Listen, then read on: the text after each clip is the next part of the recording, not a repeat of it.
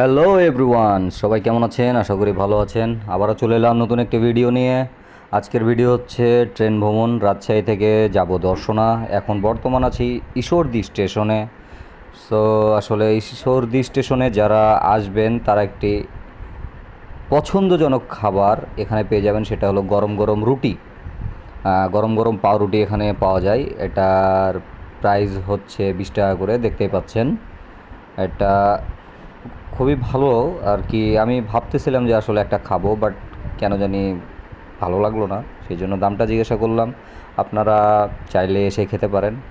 আর এখন চলে এসেছি পাকশি ব্রিজে, এটা পাকশি স্টেশন। আর কিছুক্ষণের মধ্যে পাকশি স্টেশন থেকে ছেড়ে যাবে। সো এখন ট্রেন ছেড়ে দিয়েছে। আর অল্প কিছুক্ষণের মধ্যেই দেখতে পাবো পাকশি ব্রিজ, এক কথায় হার্ডিং ব্রিজ। সো দেখতে থাকুন। এই হচ্ছে পাকশি, এই তো দেখা যাচ্ছে হার্ডিং ব্রিজ। তো এখন ট্রেনটি হার্ডিং ব্রিজের ভেতরে ঢুকে গেছে। আসলে এই হার্ডিং ব্রিজটি অনেক পুরনো, তবে দেখতে অনেক ভয়াবহ হার্ডিং ব্রিজটা। আর হয়তোবা বেশি সময় ক্যামেরা ধরে রাখতে পারবো কিনা বলতে পারতেছি না। সো এই হচ্ছে হার্ডিং ব্রিজ, রেড কালার।